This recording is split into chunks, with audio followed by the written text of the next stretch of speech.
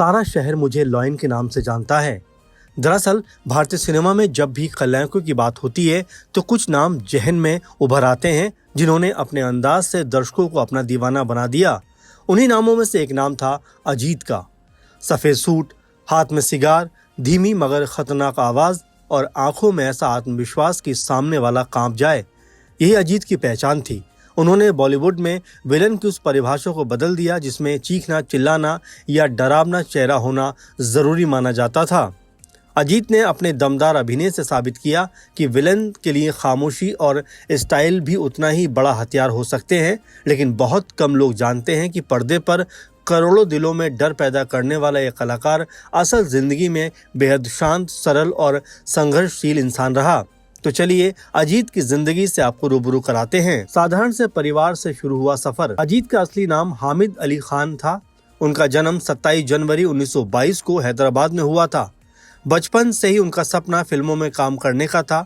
उस दौर में फिल्मों में जाना आसान नहीं माना जाता था, खासकर ऐसे परिवारों के लिए जहां स्थिर नौकरी और सामान्य जीवन को प्राथमिकता दी जाती हो। युवावस्था में ही उन्होंने तय कर लिया था कि वो अपनी पहचान खुद बनाएंगे। इसी सपने को लेकर वो मुंबई पहुंच गए, लेकिन मुंबई ने उनका स्वागत फूलों से नहीं बल्कि संघर्षों से किया। शुरुआती दिनों में उन्होंने रहने खाने तक की परेशानियों का सामना करा। कई बार स्टूडियो के बाहर घंटों इंतजार करना पड़ा ताकि कोई छोटा मोटा रोल मिल जाए। फिल्म इंडस्ट्री में उस समय पहले से बड़े बड़े सितारे मौजूद थे, ऐसे में अपनी जगह बनाना बेहद मुश्किल था, लेकिन अजीत हार मानने वालों में से नहीं थे। हीरो बनने के लिए संघर्ष। बहुत कम लोग जानते हैं कि अजीत ने अपने करियर की शुरुआत हीरो के तौर पर की थी। 1940 और 1950 के दशक में उन्होंने कई फिल्मों में बतौर मुख्य अभिनेता काम किया था। उस दौर में उनकी छवि एक गंभीर और प्रभावशाली अभिनेता की थी।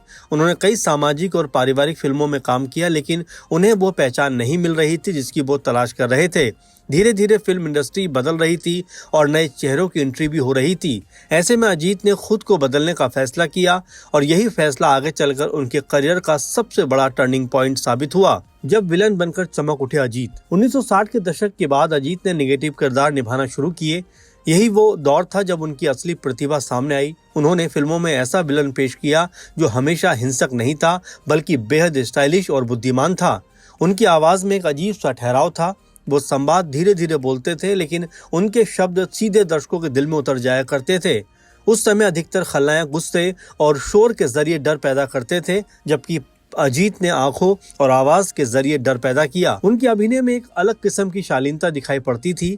सफेद कपड़े पहनना, उनका अंदाज, सिगार पकड़ने का तरीका और चेहरे के भाव उन्हें बाकी विलन से अलग बना दिया करते थे। अजीत की संवादों पर पकड़। अगर बॉलीवुड के सबसे लोकप्रिय डायलॉग की सूची बनाई जाए तो अजीत के कई संवाद उसमें शामिल होंगे। खास तौर पर मोना डार्लिंग शब्द ने उन्हें हमेशा के लिए अमर बना दिया। फिल्मों में उनके साथ अक्सर एक महिला सहायक भी दिखाई पड़ती थी जिसे वो मोना डार्लिंग कहकर पुकारते थे।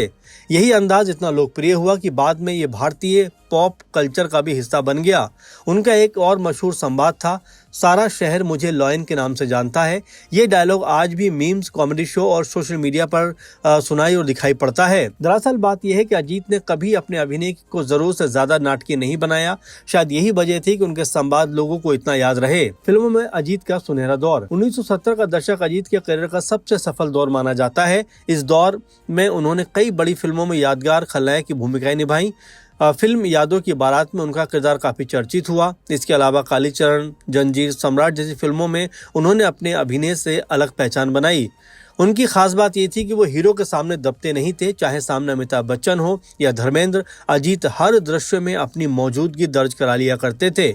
उन्होंने किरदारों में अक्सर अंतर्राष्ट्रीय अपराधी, स्मगलर और अंडरवर्ल्ड डॉन की झलक दिखाई देती थी। उस समय भारत में इस तरह के विलन का कॉन्सेप्ट नया था और दर्शकों को ये काफी रास भी आया। कॉमिक्स का हिस्सा बने अजीत। 1980 और 90 के दशक में अजीत का अंदाज इतना लोकप्रिय हो गया कि उनकी नकल होने लगी। कॉमेडी कलाकार उनके संवाद और स्टाइल की पैरोडी करने लगे। टीवी शो और स्टेज कार्यक्रम में मोना डार्लिंग वाला अंदाज खूब इस्तेमाल किया गया। हालांकि कई बार उनकी छवि का मजाक भी बनाया गया, लेकिन अजीत ने इसे कभी बुरा नहीं माना। वो समझते थे कि कलाकार की असली सफलता तभी होती है जब लोग उसके अभिनय की नकल करने लगे। असल जिंदगी में बेहद शांत थे अजीत। पर्दे पर खतरनाक दिखने वाले अजीत असल जिंदगी में बिल्कुल अलग थे। फिल्म इंडस्ट्री के कई कलाकारों ने बताया कि वो बेहद विनम्र और शांत स्वभाव के इंसान थे। वो सेट्स पर समय पर आया करते थे और कभी किसी के साथ अभद्र व्यवहार नहीं किया।